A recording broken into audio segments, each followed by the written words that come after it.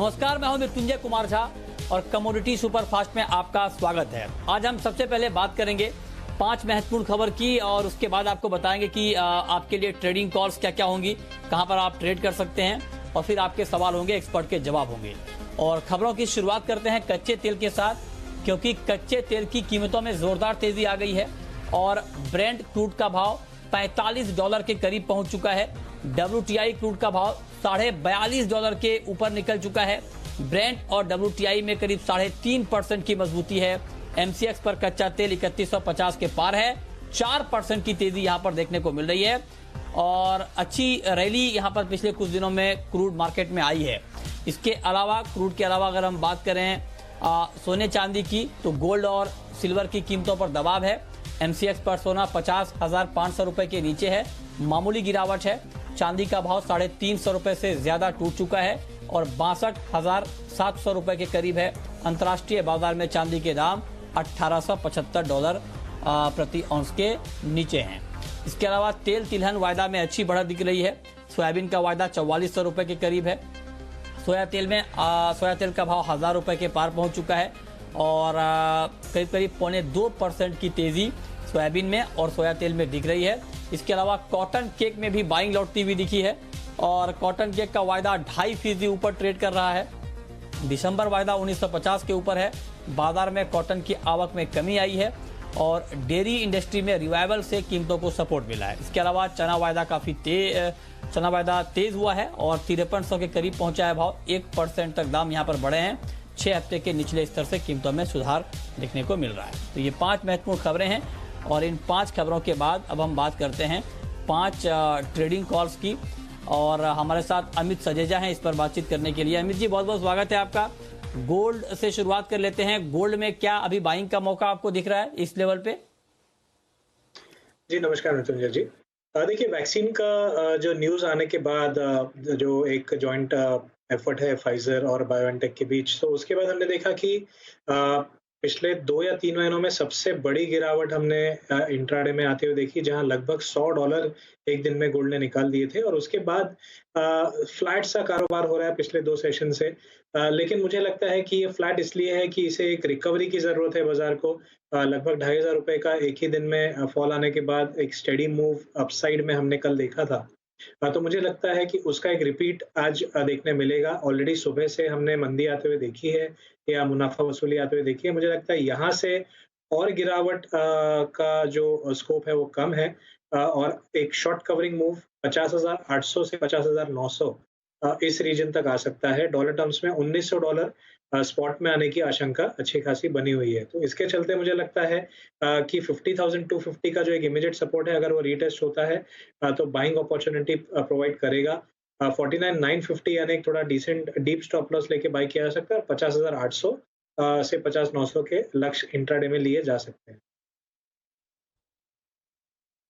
अच्छा, तो आप कह रहे हैं कि 50,800 और 50,900 तक का टारगेट इंट्राडे में दिख सकता है। अभी भाव है 50,450। ठीक है, अब बात करते हैं चांदी की। चांदी का भाव इस वक्त 62,633 के स्तर पर है। 400 रुपए से ज्यादा की गिरावट है। तो चांदी में भी आपको लगता है कि इस गिरावट पर बाइंग करनी चाहिए अमित जी? जी बिल्कुल। 66,500 से लगभग हमने देखा है कि 60,000 के करीब के भाव दिखे हैं। एक शॉर्ट कवरिंग की रिक्वायरमेंट चांदी में भी है और मुझे लगता है कि ये शॉर्ट कवरिंग मूव चांदी के लेवल्स को 63,600 से 63,800 तक लेके जा सकता है 1 से 2 दिन के लिहाज से। तो मुझे लगता है कि आज जो डिप आ रही है या जो गिरावट है उसका फायदा लिया जा सकता है बाय करने के पर्सपेक्टिव से। यहाँ से करीबन करंट मार्केट से भी 1000 से 1100 रुपए की तेजी मुमकिन लग रही है। आइडियल एंट्री लेवल 62,200 के करीब मिलता है तो और अच्छा है, वहां से रिस्क रिवॉर्ड बेटर रहेगा। ओके, अब हम बात करते हैं क्रूड की और क्रूड का मार्केट आज बहुत ही अच्छा परफॉर्म कर रहा है। दाम काफी बढ़ गए हैं, 45 के करीब पहुंच चुका है ब्रेंट और MCX पर भी कच्चे तेल में जोरदार तेजी आई है। तो क्या क्रूड में और तेजी की गुंजाइश बची हुई है? बाइंग की राय आपकी होगी या अभी अवॉइड करें बाइंग? जी मेरे हिसाब से ब्रॉडली 3,050 के ऊपर जब तक सस्टेन हो रहा है क्रूड, तब तक बाइंग में रहना चाहिए और ओवरऑल पोजिशनल पर्सपेक्टिव से मुझे लग रहा है कि 3,300 तक जो प्राइसेस है वो निकल जाएंगे, यानी यहाँ से भी करीबन 3.5 से 4% की तेजी है। प्योरली इंट्राडे की बात करूँ तो मुझे लगता है एक करेक्शन सपोर्ट तक ज़रूर आ सकती है 3130, वहाँ पर बाइंग रिकमेंडेशन होगी। 3070 का थोड़ा डीप स्टॉप लॉस होगा। पहला टारगेट 3210 का होगा और उसके बाद इंट्राडे या 1 से 2 दिन के लिहाज से 3240 का नेक्स्ट टारगेट लेके चला जा सकता है। तो मुझे लगता है इंट्राडे और पोजिशनली अभी भी क्रूड में जो रैली है वो बाकी है। अच्छा, तो आप कह रहे हैं कि अभी रैली अभी तेजी और बाकी है इंट्राडे के लिए भी और पोजिशनल भी। तो आपको लगता है कि 3210 तक आज कच्चे तेल का भाव एमसीएक्स पर जा सकता है। नेचुरल गैस का मार्केट अभी आपको कैसा लग रहा है और यहां पर क्या ट्रेड की कोई गुंजाइश है? जी, देखिए, कल के दिन में हमने काफ़ी सक्सेसिवली 4 या 5 सेशंस के बाद एक करेक्शन आते हुए देखी है, अपसाइड करेक्शन। तो मुझे लगता है वो करेक्शन जारी रहेगी। 210 का एक इम्पोर्टेंट सपोर्ट है, इमीडिएट इमीडिएट सपोर्ट 215 के रीजन में है। तो मैं कहूँगा कि ऑलमोस्ट मार्केट पे यानी 219 पे बाइंग इनिशिएट की जा सकती है। स्टॉप लॉस 215 का ही होगा और अपसाइड में 226 से 227 तक के लेवल्स हमें देखने मिल सकते हैं। जो फॉल आया है उसका शॉर्ट कवरिंग जो है ये प्रोसेस चल रहा है। ओके, निकल का मार्केट आपको कैसा लग रहा है? निकल में अभी क्या बाइंग करके चलना ठीक रहेगा?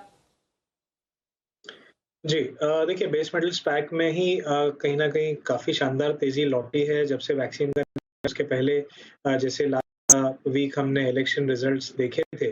तो एक ऑप्टिमिज्म आया है, रिस्क ऑन सेंटिमेंट आया है जिसके चलते हमने बेस मेटल्स में तेज़ी आते हुए देखी है। निकेल भी हम देख रहे हैं कि अपने पिछले हाईज़ के करीब आ चुका है। मुझे लगता है प्योरली इंट्राडे जब तक 1180 के ऊपर प्राइसेस सस्टेन हो रहे हैं तब तक तेज़ी में रहना चाहिए। अपसाइड में 1200 के करीब प्राइसेस जा सकती हैं। तो 1198 से के 1200 के टारगेट लेके चला सकता है। 1185 पे एंट्री आई तो बेहतर रहेगा। अच्छा, तो आप कह रहे हैं कि 1200 रुपए तक भी निकल का प्राइस जा सकता है, इस पर आप नजर रखिए। छोटा सवाल अमित जी आपसे ये कि ऑयल सीड में अच्छी तेजी का माहौल बना है, क्या किया जाए? जी, कॉटन सीड ऑयल केक में डेफिनेटली हमने एक तेजी का माहौल देखा है। मुझे लगता है शॉर्ट टर्म बेसिस 1980 के आसपास एक रेजिस्टेंस है, तो एक हल्का सा करेक्शन डेफिनेटली देखने मिल सकता है क्योंकि लगभग 1770 से नॉन स्टॉप तेजी दिखी है। लेकिन आप अगर पोजिशनल व्यू देखा जाए तो मुझे लगता है कि 2050 से 2060 तक जा सकता है आने वाले हफ्ते से 10 दिन में। तो अभी भी ओवरऑल ट्रेंड बाय का है। इंट्राडे में अगर करेक्शन आती भी है तो हो सकता है 1930 तक आए, वहां से दोबारा जो है तेजी इनिशिएट की जा सकती है। ठीक है, ओके, बहुत शुक्रिया अमित जी आपका हमारे साथ जुड़ने के लिए, बताने के लिए कमोडिटी में आज कहां पर कमाई के मौके बन सकते हैं।